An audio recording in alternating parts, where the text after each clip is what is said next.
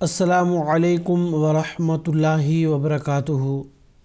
ناظرین کرام، تجوید القرآن کلاسز کے سلسلے میں خاکسار آپ حضرات کی خدمت میں حاضر ہے۔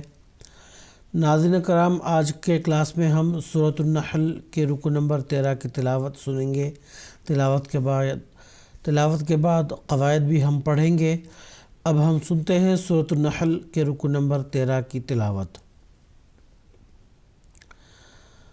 اعوذ باللہ من الشیطان الرجیم،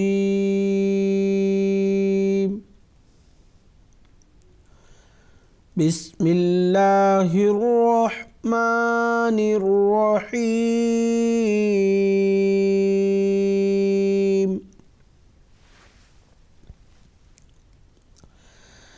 ان اللہ یأمر بالعدل والإحسان وإيتاء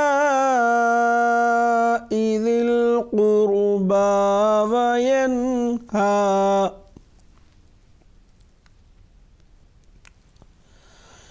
وينهى عن الفحشاء والمنكر والبغي يعظكم لعلكم تذكرون۔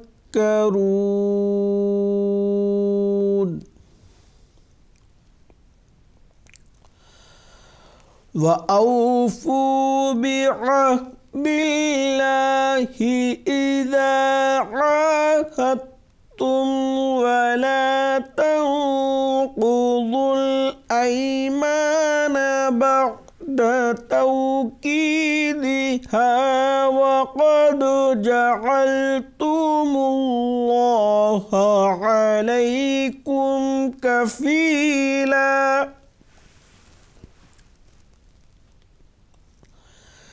ان اللہ یعلم ما تفعلون۔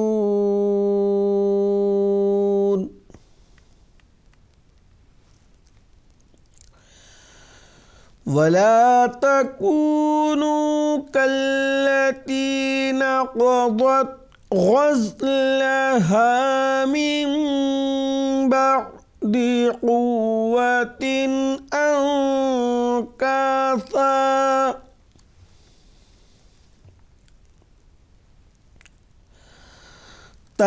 تتخذون أيمانكم دخلا بينكم أن تكون أمة هي أربى من أمة،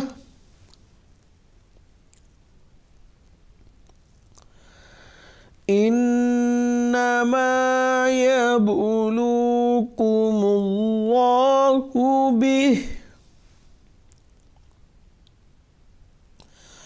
وَلَيُبَيِّنَنَّ لَكُمْ يَوْمَ الْقِيَامَةِ مَا كُنتُمْ فِيهِ تَخْتَلِفُونَ۔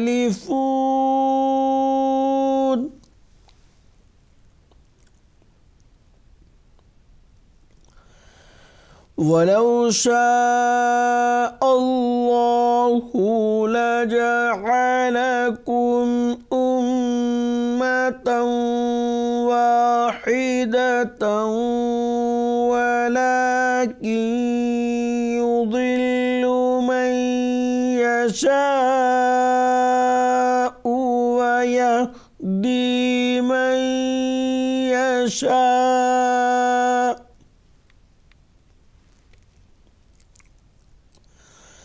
وَلَتُسْأَلُنَّ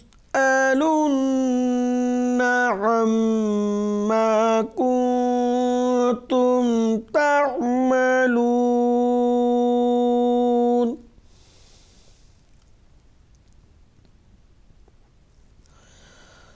وَلَا تَتَّخِذُوا أَيْمَانَكُمْ دَخَلًا بينكم فتزل قدم بعد ثبوتها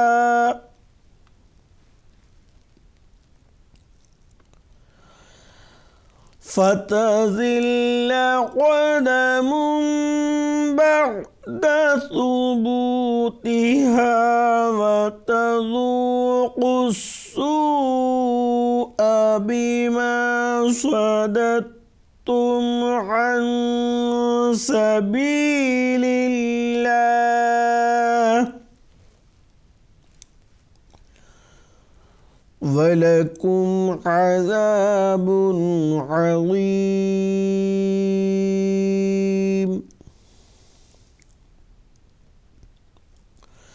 ولا تشتروا بعهد الله ثمنا قليلا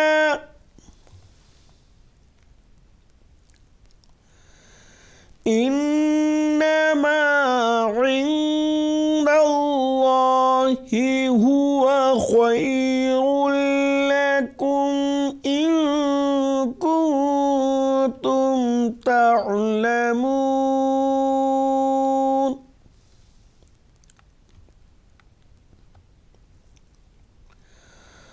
ما عندكم ينفد وما عند الله باق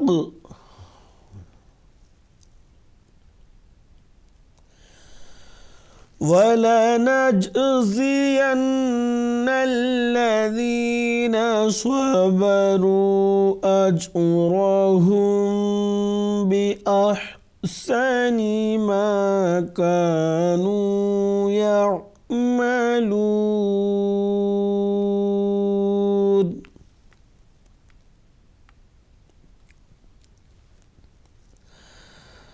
من عمل صالحا من ذكر أو أنثى وهو مؤمن فلنحيينه حياة طيبة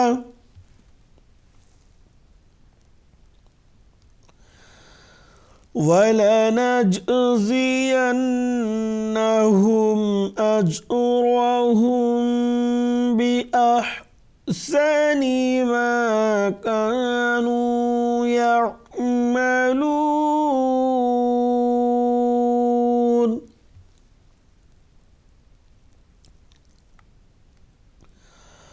فإذا قرأت القرآن فاستعذ بالله من الشيطان الرجيم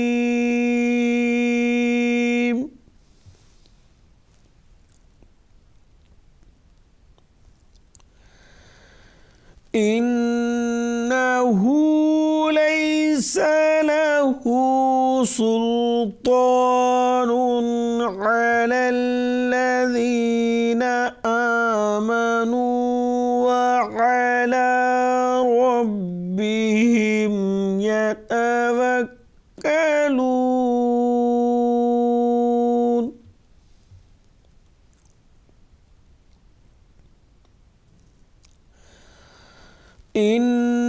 إنما سلطانه على الذين يتولونه والذين هم به مشركون